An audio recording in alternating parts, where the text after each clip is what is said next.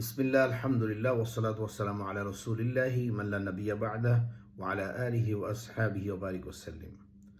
পবিত্র রমজানুল মুবারক আমাদের মাঝে উপস্থিত হয়েছে। রমজান মাস সবচেয়ে গুরুত্বপূর্ণ দামি মাস, সবচেয়ে গুরুত্বপূর্ণ সময়, ইবাদতের মাস রমজান মাস, কোরআনের মাস রমজান মাস, ত্যাগের মাস রমজান মাস। এই রমজান মাস সম্পর্কে আবু হুরায়রা রাদিয়াল্লাহু তাআলা আনহু থেকে বর্ণিত একটি হাদিস রাসূলুল্লাহ সাল্লাল্লাহু আলাইহি ওয়াসাল্লাম ইরশাদ করেছেন, ইযা জাআ রমাদান, যখন রমজান মাস শুরু হয়, ফুতিহাত আবওয়াবুল জান্নাহ, জান্নাতের দরজাগুলো খুলে দেওয়া হয়, সুবহানাল্লাহ।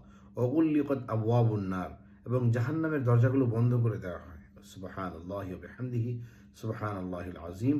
এবং অসুলসিলাতিশ শায়াতিন, শয়তানকে শৃঙ্খলিত করা হয়, শয়তানকে আবদ্ধ করা হয়েছে। কিন্তু শয়তান বাকি 11টি মাস আমাদের পিছনে যে মেহনত করেছে, আমাদের অন্তরকে যে কলুষিত করেছে, এই একটি মাস আমাদের সুবর্ণ সুযোগ শয়তানের সেই মেহনতকে ধ্বংস করার। আমাদের হৃদয়কে যে শয়তান কলুষিত করেছে ওয়াসওয়াসা দিয়ে, আমাদের কলবকে জিন্দা করার জন্য বেশি বেশি আল্লাহর জিকির করা, বেশি বেশি দুরূদ শরীফ পাঠ করা, বেশি বেশি করে আমাদের ইস্তেগফার পাঠ করা, আস্তাগফিরুল্লাহাল্লাযী লা ইলাহা ইল্লা হুয়াল হাইয়ুল কাইয়্যুম ওয়া আতুবু ইলাইহি সাল্লাল্লাহু আলাইহি ওয়াসাল্লাম। সবচেয়ে যে ছোট দুরূদ শরীফটি, এই দুরূদ শরীফটা আমাদের বেশি বেশি করে পাঠ করা সর্ব অবস্থায়। কেননা আমরা রোজা অবস্থায় থাকব, এই রোজা অবস্থায় আমাদের উচিত গুনাহ থেকে বিরত থাকা। কেননা একটা মানুষ রোজা রাখলো, রোজা রেখে সে গালিগালাজ করলো, রোজা রেখে সে অন্যায় কাজ করলো। রাসূলুল্লাহ সাল্লাল্লাহু আলাইহি ওয়াসাল্লাম বলেন, যে ব্যক্তি রোজা রেখে অন্যায় কাজ করলো, রোজা রেখে গালাগালি করলো, রোজা রেখে ফাহিশা কথাবার্তা বলল, তার রোজা হচ্ছে অনর্থক উপোস থাকার মতোই। সুতরাং আমরা যদি আমাদের রোজাকে চাই যে আমার রোজাটা আমার আল্লাহ রাব্বুল আলামিন পর্যন্ত পৌঁছবে, তাহলে আমাদেরকে অবশ্যই গীবত থেকে বেঁচে থাকতে হবে, মিথ্যা কথা থেকে বেঁচে থাকতে হবে, আমাদেরকে বেশি বেশি জিকির আজকারের মধ্যে থাকতে হবে। এবং এই রমজান মাস কিন্তু দামি হয়েছে একমাত্র কোরআনের কারণে। বেশি বেশি করে কোরআন তেলাওয়াত করা যদি এরকম হয়, তাহলে সবচেয়ে ভালো হয় যে এই কোরআনের জন্য আমি এই রমজান মাসে 1 ঘন্টা করে কোরআন শিক্ষার পিছনে ব্যয় করব। সম্মানিত উপস্থিতি, আমরা অনেকে আছি কোরআন শুদ্ধভাবে পড়তে পারি না।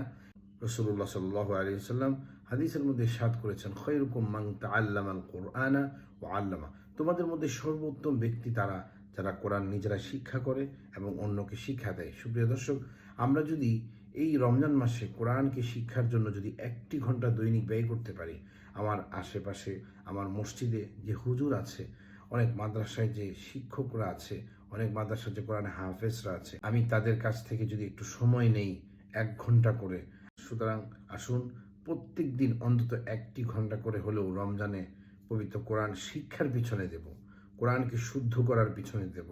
আমরা যদি পারি, আমরা কোনো শিক্ষকের কাছে গিয়ে আমরা কোরআনকে শিক্ষা করব। আমরা চাইলে কিন্তু এটা সম্ভব। যে কোনো আমাদের আশেপাশে অনেক হুজুর আছে, ওলামায়ে কেরাম আছে, অনেক হাফেজ আছে, অনেক আলেম আছে, তাদের সাথে কন্ট্রাক্ট করে যদি আমি বলি যে দৈনিক আমাকে একটু সময় দিবেন 1 ঘন্টা, এভাবে যদি আমি তার কাছ থেকে সময় নিয়ে যদি আমি কোরআনটাকে শিক্ষা করতে পারি, তাহলে ইনশাআল্লাহ তাআলা এটা আমার আখিরাতের জন্য অনেক বড় একটি সম্পদ হয়ে দাঁড়াবে। মহান রব্বুল আলামিন আমাদেরকে কোরআন শিক্ষা এবং কোরআন তেলাওয়াত করার তৌফিক দান করুক। এই রমজানের মধ্যে আল্লাহ পাক আমাকে, আপনাকে, সকলকে বেশি বেশি আমল করার তৌফিক দান করুক। ওয়া আখিরু দাওয়ানা আলহামদুলিল্লাহি রাব্বিল আলামিন। আসসালামু আলাইকুম ওয়া রাহমাতুল্লাহি ওয়া বারাকাতুহু।